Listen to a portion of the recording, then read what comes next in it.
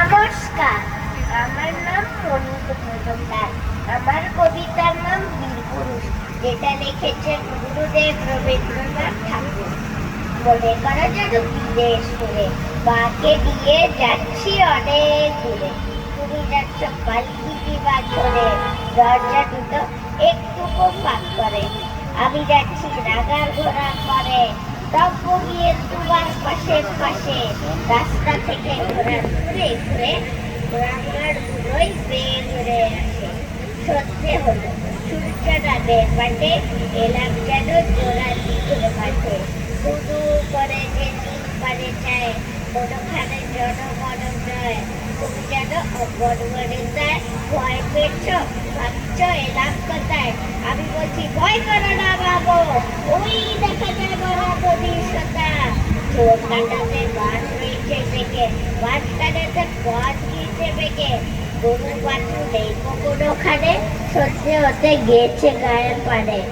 আমরা কোথায় যাচ্ছি কে তা জানে, অন্ধকারে দেখা যায় না ভালো। তুমি যেন বললে আমায় ডেকে, দিঘির ধারে ওই যে কিসের আলো। এমন সবাই আর রে রে রে, ওই যে কারা আসতেছে তার ছেড়ে। তুমি ভয় পাল্টি করে ঠাকুর দেবতা স্মরণ করছো বলে। বেড়াগুলোর পাশের কাটা বলে পালকি ছেড়ে কাঁপছো থর থর।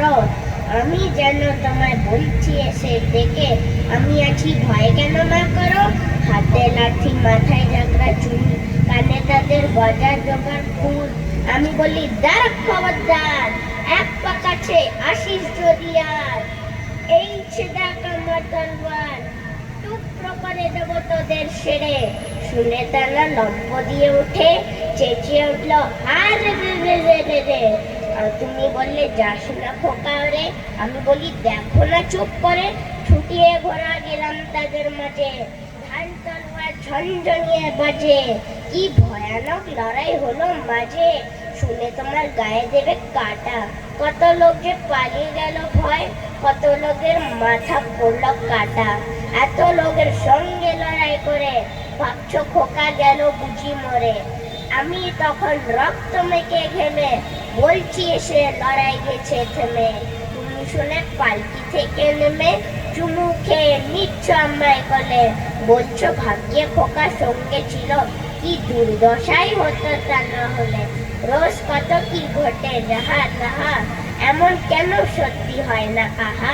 ঠিক যেন এক গল্প হতো তবে, শুনতো যারা অবাক হতো সবে। দাদা বলতো কেমন করে হবে, খোকার গায়ে কি এত জোর আছে। পাড়ার লোকের সবাই বলতো শুনে, ভাগ্যে খোকা ছিল মায়ের কাছে। ধন্যবাদ। খুব সুন্দর হয়েছে মনি, খুব সুন্দর। তুমি আমাদেরকে আবৃত্তি শোনালে। আসুন আমরা সবাই মিলে ছোট্ট শিল্পীকে একবার করতালির মাধ্যমে অভিনন্দন জানাই।